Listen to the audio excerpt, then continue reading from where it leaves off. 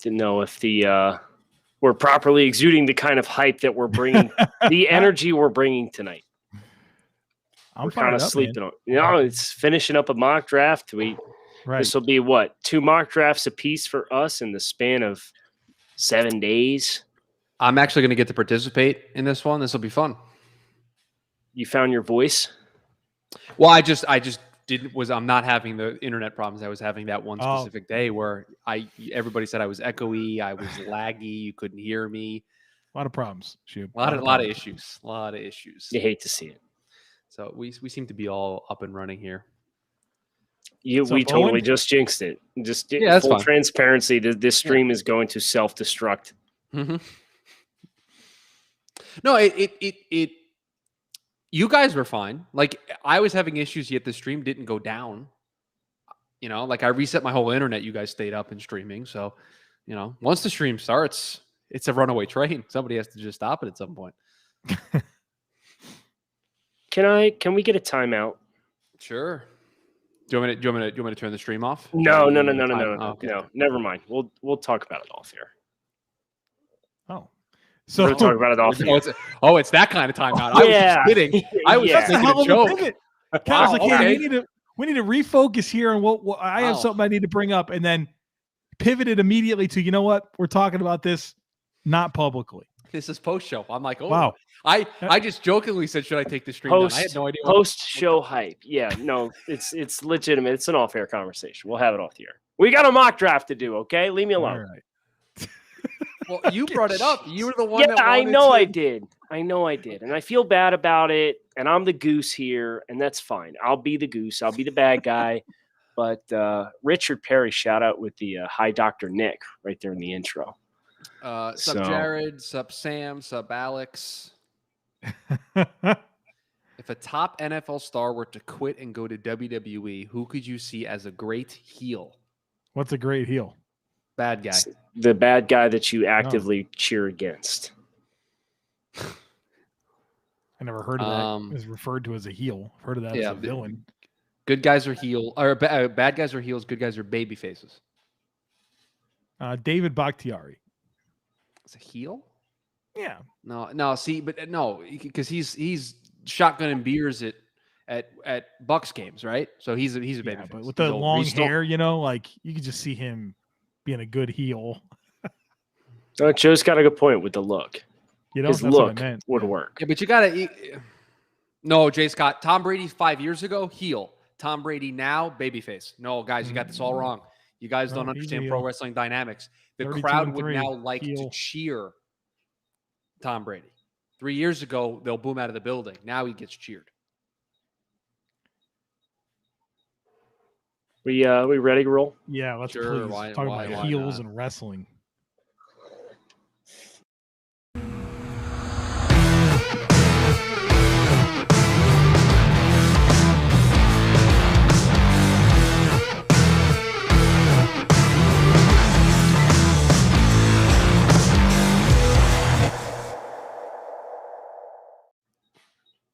What's better than this?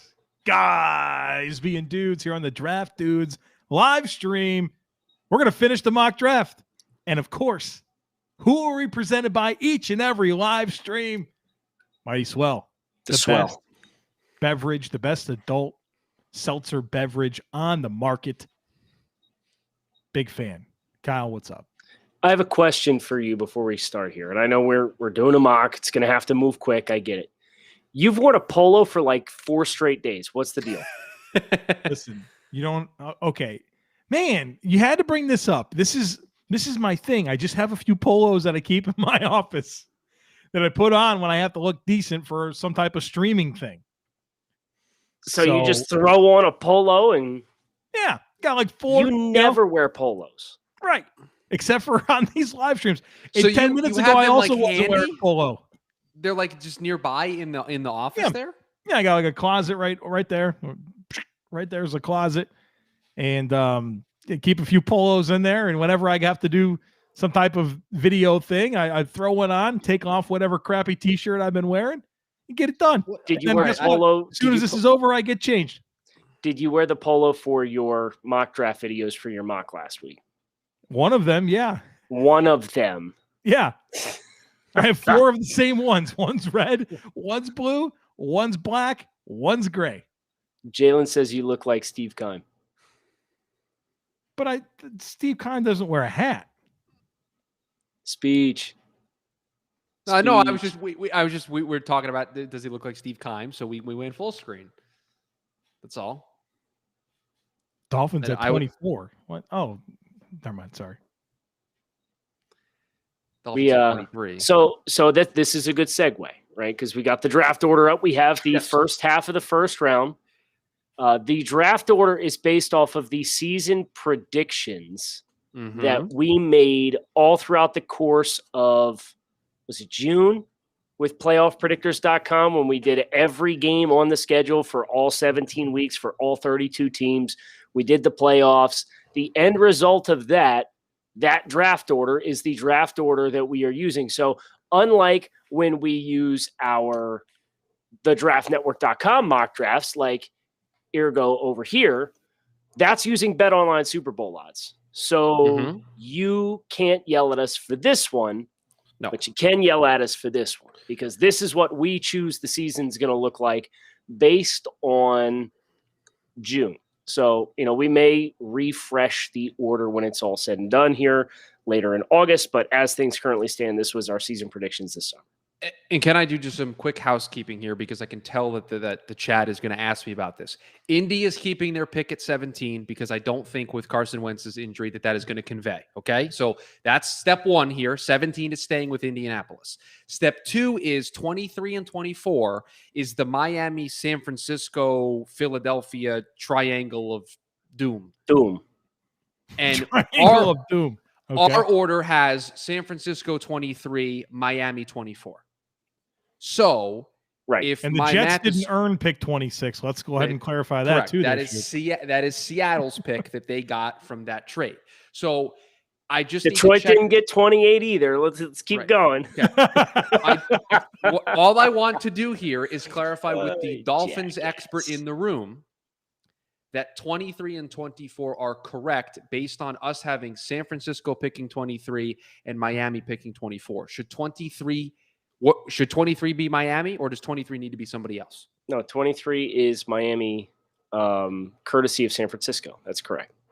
Okay, so San Francisco was picking 23, that pick then goes to Miami, and since Miami was picking 24, that pick goes to Philadelphia. That is correct. Okay, then we are good to go. Housekeeping on my end.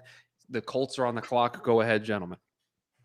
So, can you scroll up and let us see the picks that have been made thus far? Oh, sure. Because it's been about a week and a half since we did the first half in this mock. Are you odds or my odds? Whose pick is this? I'll take odds. Give me odds. Joe, did you take McDuffie for the Cardinals? I don't know, but I'm already thinking about the Steelers, so I'm evens. Okay. All right, so I'm odds. So I got the Indianapolis Colts here at 17. I've got my own board up here on the right.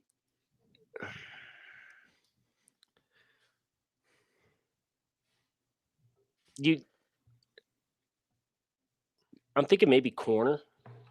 And corner is going to be an easy place for my mind to go because there is so much talent at corner in this year's class. Joe just has a smirk on his face, like he's just waiting for you to. Yeah, I know. He's player that he wants. Probably expecting me to drop the ball here. No, I'm not. No, I think there's a lot of angles Indy can go. I think left tackle's a concern. I think they should be thinking about weapons in the passing game. Yeah, I'm sitting here looking at it, and a wide receiver is another. Every time our collective group sits down, George Pickens seems to get higher in the pecking order, right? Right. And obviously, Mechie comes off the board. Olave is off the board. We got into the teens before the wide receiver run starts happening. If George Pickens comes back and he's completely healthy from the ACL tear, he'd be a really good pick here. But I have a top 10 player available on my board. a top 15 player. It's Kyer Elam, the corner from the University of Florida. And that is the pick I'm going to make here for the Colts. They like physical. They like big. Elam is both of those things. I think he can play cover 3. He can play press man. I think that amount of versatility plus kind of the Colts' tendencies and what they like, that's one that makes sense to me. Elam can really play himself up the board with his performance in the 2021 season. Joe, Pittsburgh Steelers. Yeah, Elam was on my short list for Pittsburgh. So dang, I hate to see it. You took him right out from under my feet. But the good thing for me in mocking for Pittsburgh is that the needs abound, and I'm serious about the offensive line. And I'm not happy with Zach Banner and Chooks Okorafor as my offensive tackles. We're gonna upgrade at least one of them with Thayer Munford, offensive tackle. What do you? He's a good player. Left me my guy. You left me my guy. Yeah, that's a fine pick. You're welcome. You can enjoy. I know exactly what you're doing for the Giants at 19, and it makes a lot of sense. But Thayer Munford, a really good pass blocker, and I think there's a lot of good run blockers, and I think Munford's a good run blocker as well. Just more of a technician than a mauler. But I think having that surefire blindside protector to plug next to Quentin Nelson for a long time to come, and make sure that Carson Wentz, who just can't seem to stay healthy, has every opportunity imaginable to stay healthy. So we're gonna get left tackle figured out here. Excuse me, I'm shifting gears talking about the Colts in the middle of this Pittsburgh Steelers analysis. They need a left tackle, Thayer Munford, Ohio State. Good God. Dad brain. You know what it is? You know what it is? It's the polo. Come on. No question. It's because I looked up and saw the Colts, and I started just analyzing your brain immediately. So anyway, man, they got a left tackle problem. Carson, you guys weren't going to interrupt me or nothing. Just let me go. So anyway, the New York Giants at 19, and I was totally expecting Joe to take this player for Pittsburgh. It's Texas A&M offensive lineman Kenyon Green.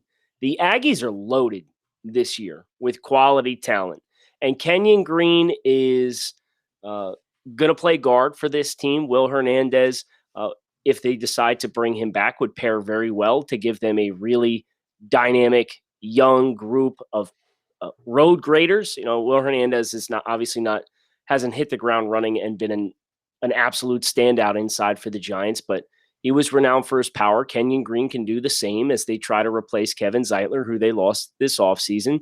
So I like the fit. Do I love the value at 19? No, not necessarily. But I think when we stack together our respective draft boards and see the grades that we have given out, if you're in the back half of the first round, you're really going to have a hard time finding plus value unless somebody slides to you. So this is at the top of the draft, a really challenging class to mock right now because so many guys have question marks. But Kenyon Green is one of the guys who I know exactly what I'm getting, and it fits an area of need that also kind of fits what the New York Giants, and this pick is courtesy of the Chicago Bears, what their MO has been to date under Gettleman. Listen, at pick 20, the Tennessee Titans, we're going with tight end Jaleel Billingsley out of Alabama. I think he's a perfect tight end for that offense. And the way we've seen them use tight ends, whether that's Jonnu Smith or Delaney Walker, I just feel like he's that type of player that can win at multiple levels of the field, create after the catch, and just provide a mismatch in the middle of the field. And no, he's not a prominent name yet, but with that opportunity to really claim a big role this year in the Bama offense and knowing the skill level that he brings to the table, I think he's the type of guy that I can see entering this first-round conversation at tight end. I'm expecting a big year, and I think he'd fit well for Tennessee, who, they're counting on Anthony Ferkser to step in and replace a lot of production. And maybe that happens, but he's in a contract year himself, right? So there's some doubts about him long-term. So I just feel like they need more. I mean, Derrick Henry, A.J. Brown, and Julio Jones, That's really good. But then that's like it, right? They need more. And so I think this would be the more that I'm looking for in Tennessee.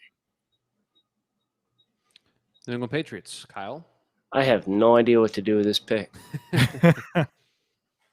You could trade it. First trade of the draft. Yeah, is anybody want to come up the board, Joe? Yeah. For a bunch of second rounders? No. Damn. All right. Well, I gave it the old college try. It didn't work particularly well. Let me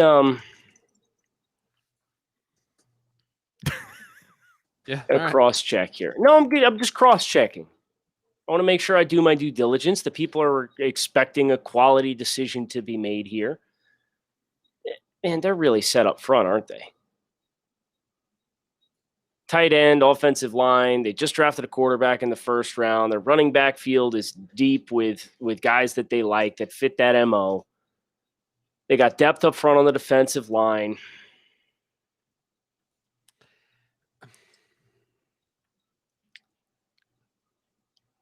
Can I make a suggestion? Yeah, sure. I mean, I know the board isn't really playing out this way, but do they need to consider a corner with Stephon Gilmore? Elam's off the board. Sevyn Banks is my next best corner.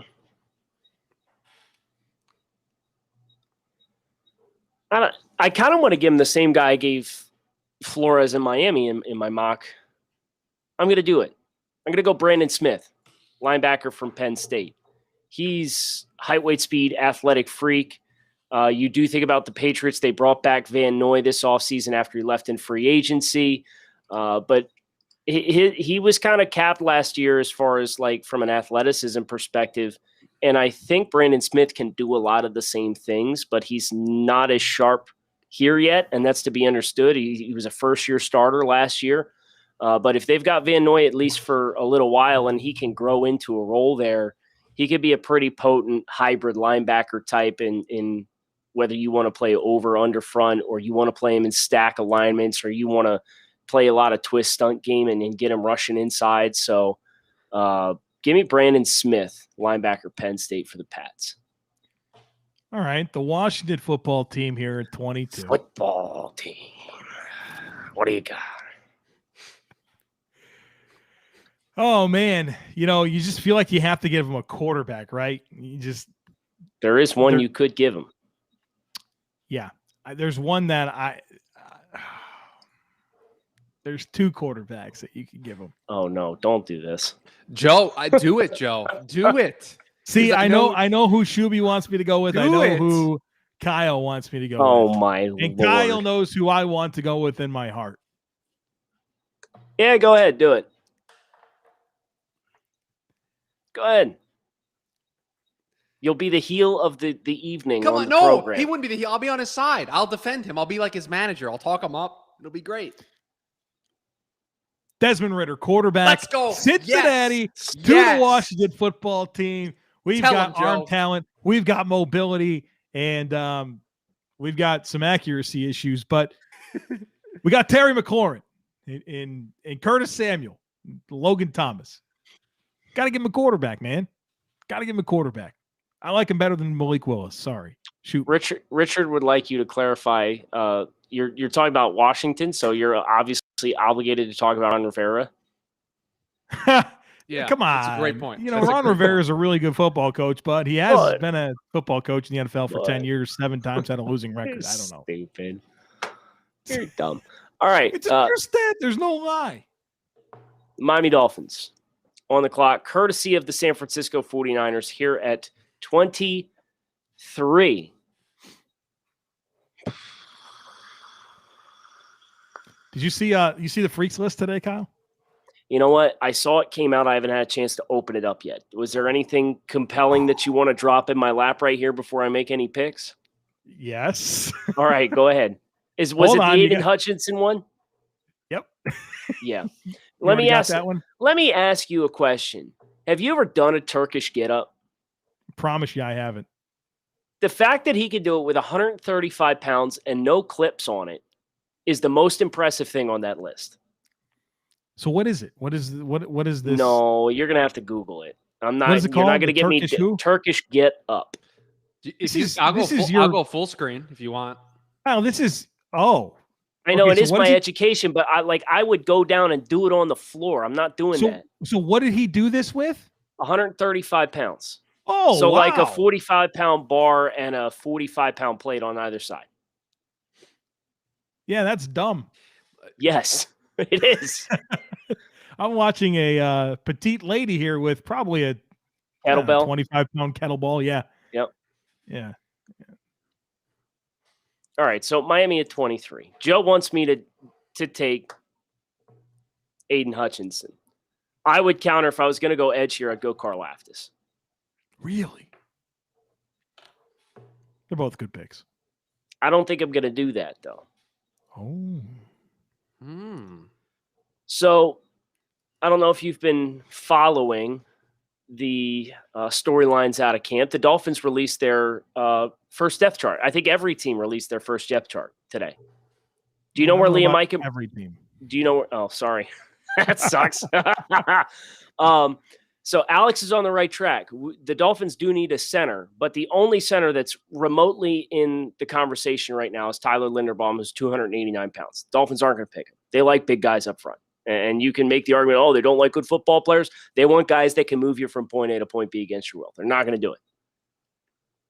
Do you know where Liam Eichenberg is on the depth chart, Joe? I don't, but I feel like I'm about to learn. He's the first team left guard. Wow. So I don't know if it's the muscle memory thing from playing left side versus right side, because he opened camp as the first team right tackle. He was all mini camp, first team right tackle. They were there for a week of practice. Boom, they shifted him over to left guard, which means you got Jesse Davis in the starting lineup at right tackle. And I don't know, me as a Dolphins fan, I'm sick and tired of these issues on the offensive line. You going to do it? I'm drafting Darian Kennard. Yeah. Okay. Offensive lineman from Kentucky. So imagine him and Robert Hunt lined up next to each other on the right side of the offensive 700 line. pounds right there. Correct. Guys that move you from point A to point B against your will. I'm here for it. This way, you can complain about overinvesting in the offensive line if you want to, but I say there's no such thing until you get it right. So give me Darian Kennard. He's an absolute mauler. He reminds me of Robert Hunt. The Dolphins like Robert Hunt. They drafted him at 39th overall. So send it. Full send. So I have the Eagles, eh? You do. Could take a quarterback. No. Who did we give them with their first pick? Was it? We gave him Kayvon Thibodeau with the number 2 overall pick. I did. So I can't give him another edge here, which was 100% my plan. You hate to see it. Kyle seems to be in agreement with me here when I said quarterback. You should have taken you should give him the one you should have given to Washington. No. Wow. Not doing that. Not doing going that, he through. says. So quit asking. Imagine hating fun. No, I think Desmond Ritter's fun. Joe and I are full on board there. We're going cornerback. We're going with a projection here a little bit. Sevyn Banks, corner, Ohio State. I think we have to be honest about Darius Slay. He's had 2 below-average seasons back-to-back.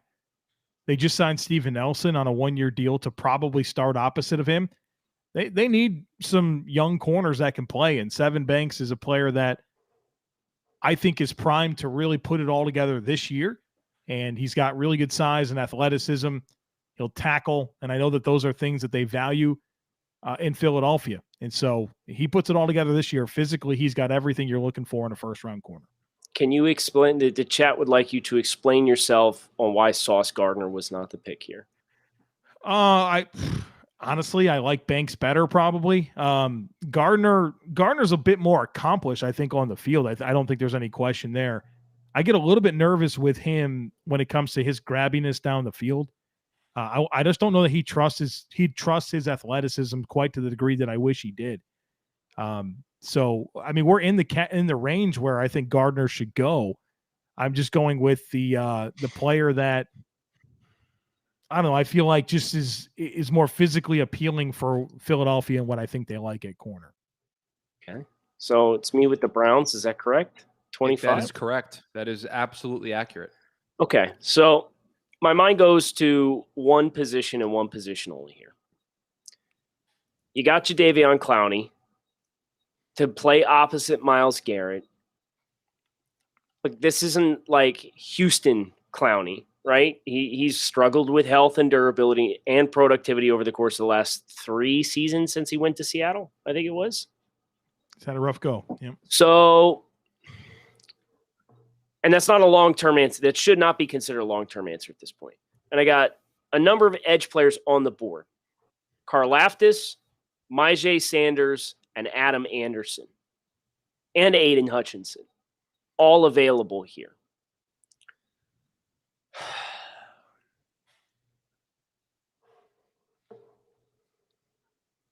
I feel like a healthy Hutchinson's probably the best one, right? Would you agree with that? There's no doubt about that. Yeah. Obviously, we saw the numbers. I saw the numbers off the Freaks list. I do like he not too dissimilar to Clowney, has been reduced and played inside a fair amount, and I think that projection for him is probably better than what it is for Karlaftis, Sanders, or Anderson at this point. Anderson's more of like a hybrid space / outside rusher. Sanders has a little bit more density. Like, if you were to just look at Sanders on tape, what would you guess that he weighed? Sanders? Yeah, because Myjai Sanders. You would not guess he weighed. You think you would guess it? I would have guessed he's like 245, 250. Oh, you think? Oh, because he's lean, right? Like he's long and lean. So I think about Aiden Hutchinson. I think he's probably just built a little bit better. And I like his length and ability to stack blocks relative to Karlaftis. So give me Aiden Hutchinson here to be the continuation of what Jadeveon Clowney is capable of being if he's healthy for them. All right, Shuby. Nothing I love more than you making a pick for the Jets. Nothing I love more. We went Stingley with the first pick, right? That is incorrect. We went Evan Neal with the first pick for the Jets. Jets won too many games. They won too many games in our model. I just ruined Joe's day by telling him that. Yep. Great spot for Sauce Gardner, baby. It is. It is a good spot for Sauce Gardner, which is a little bit of a pivot in my head from where I was going because you could tell he shook. He's been rattled. Yeah, he's been planning this for 5 picks. I thought his camera froze. He was stuck. I was very concerned for my friend. We have to go corner. We have to. And we have to go Sauce Gardner for the New York Jets. You'd love to see it. I do love it. He was really good in press coverage, which I think that's not necessarily the calling card of a Robert Saleh defense, but I think they can incorporate that with a skill set like Gardner. Ball skills are really, really good. He's got to be a little less grabby and he'll be fine. The Baltimore Ravens, 27. And I keep forgetting they signed Juwan James. Because I'm thinking about right tackle, right? Because they trade Orlando Brown. There's a potential opportunity there to add a right tackle to the mix.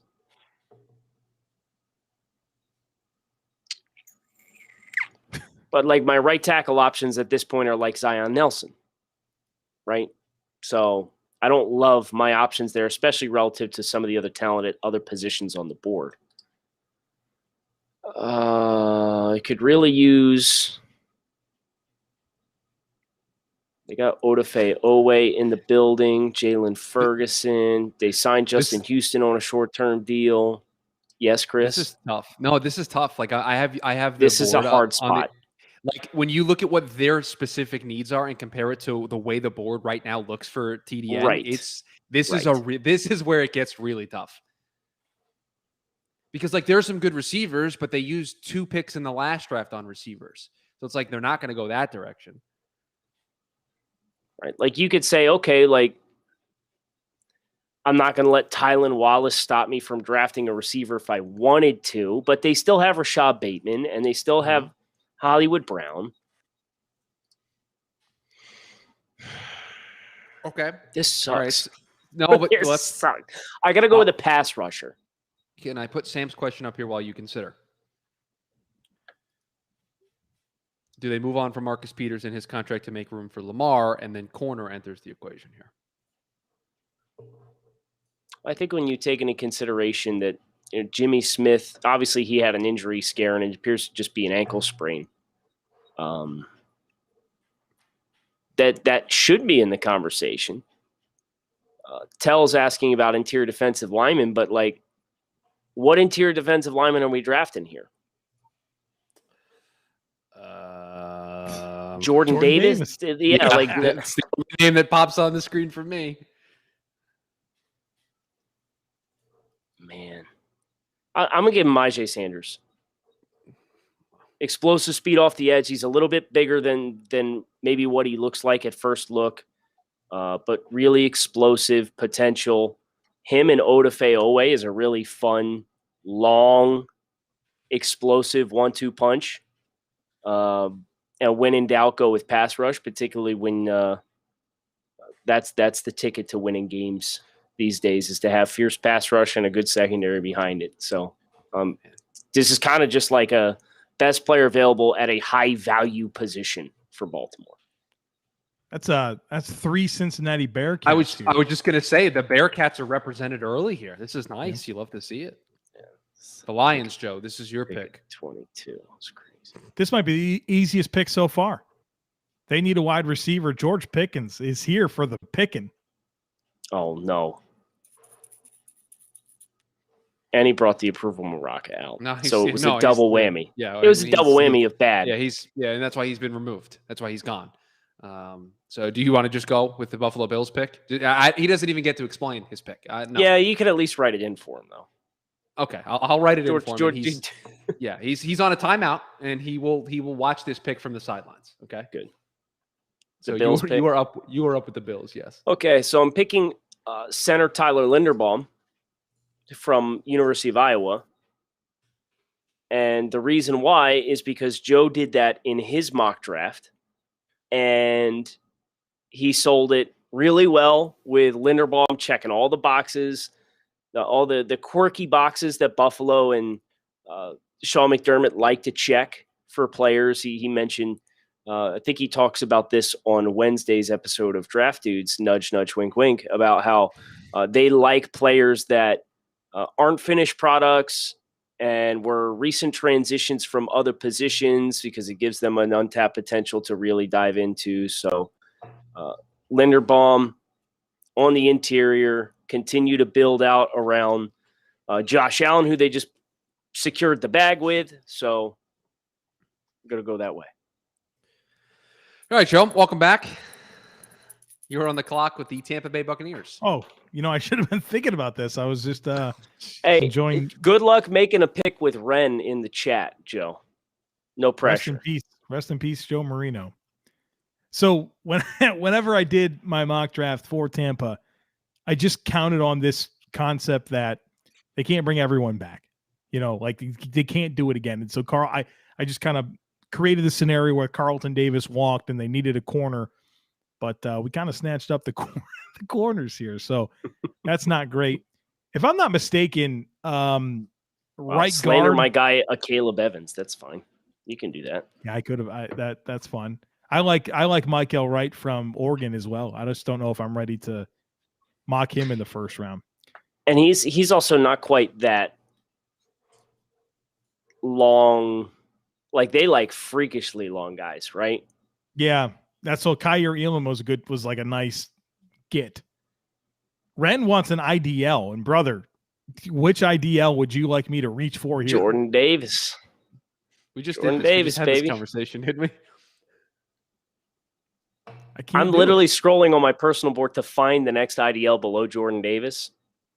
It's gonna take. Let me see. Hold on. Let me look here. Well, I'm doing it with you, Kyle. Hold on. There might be two in the TDM 100. There is no solid 3 technique. Tell. I don't know what to tell you, man. I don't have that.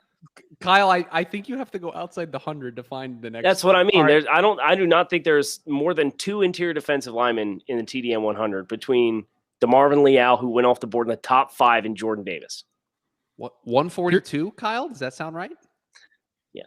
Here's Haskell what we're doing. Garrett. Here's what we're doing. If you look at upgradable areas on the Buccaneers team, I think right guard, where Alex Kappa is a starter and is in a contract year, I think that's a very low-hanging fruit place of their roster where you can get better. I love Zion Johnson, guard from Boston College. He did it. He slandered Kappa. Okay, it's fine. I'm upgrading him, and I'm making the Bucks offensive line better in the process. Zion Johnson transferred from Davidson, very quickly became a starter at Boston College at left guard, and like he just gets after dudes. He's got good technique, power. He's got good mobility. They kicked him out to left tackle this past year. I didn't think it was his best position. He could probably play there in a pinch. Back to guard this year, where I think he has the best future in the NFL, where he could be a high quality starter. And I think this is an avenue that I can buy into for Tampa. Green Joe, Bay. two picks left. Your best available players who? Jordan Battle. I have Jahan Dotson. I have Christian Harrison, George Karlaftis. It's my two best available right now. We made all those jokes about Jordan Davis. I'm picking him to Green Bay here at 31. And the reason being is I would love to pick Christian Harris. I refuse to believe that Gutenknecht is going to pick a linebacker in the first round. I would love to pick a wide receiver. I refuse to believe that they're going to pick a wide receiver in the first round. Their MO is trenches, trenches, trenches with some secondary sprinkled in there. So, no, it's Jordan Davis, not Tyler Davis. Well, and there is a Tyler Davis. He plays defensive tackle at Clemson. So right. I want Georgia's Jordan Davis. You do the control F in the thing and you get bad results. Yeah, no, I get it. It's fine. This dude is a brick wall house. He's an early down run stuffer. But Andrew asking about Malik Willis. This is the same thing that happened in my personal mock. I ran out of spots that I wanted to give a quarterback. And I would have, if I were going to go there in this scenario, I would have gone Willis over Ritter. But I don't know that you're going to find 5 or 6 spots for quarterbacks unless you're absolutely forcing any team that has somewhat of a representation of a possible need to take one. All right, so I got the Kansas City Chiefs, pick 32. We're going Jahan Dotson, wide receiver, Penn State. Sneaky need for Kansas City. I mean, they're a snap away from Mecole Hardman being their number 1 receiver. Byron Pringle and Cornell Powell as their next 2 options. And beyond this year, I think the only three receivers under contract for Kansas City are Tyreek Hill, Cornell Powell, and Mecole Hardman, and Hardman's in a contract year next year.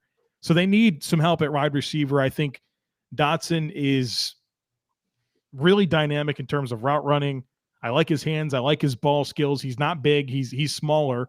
He's like 5. He's probably like 5'10", 180, something along those lines.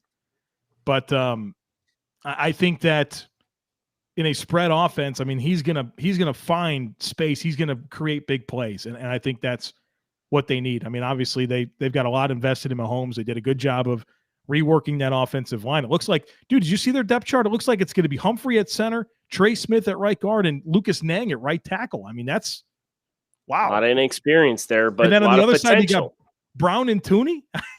All the experience in the world over there and none over here. Interesting, but I think they need another weapon here. So Jahan Dotson's a guy I really like for them. I can't believe you slandered friend of the pod, Chad Williams. Didn't even mention him. Yeah, he's is he really? Roster. Dude, yeah, I had no idea he was still roster. Cooking. Good for him, man. Yeah. Chad Williams. So that's the mock. Based on the season predictions that we put together in the month of June. We did the first half of this about 10 days ago. We finished it today. We had a really good time, some tough spots. I'm glad you guys could sit through some of that decision-making process to kind of see where we hummed and hawed and we're putting conflict. And we'll talk about that over the course of the next 2 days on the podcast as well, going deep dive into our processes with our respective mocks now that we've each dropped the 2022 mock. So make sure you hit subscribe, follow along. Thanks as always to our friends at Mighty Swell who help us bring all of our live streaming content to you on Mondays and Thursdays at 7:30 p.m. Eastern Standard Time. Have a great evening. Thanks as always for checking out a Draftees podcast. And Vontel, just for you, I'm going to start working on my Rick Astley, Never Gonna Give You Up. And when it's ready, you'll know.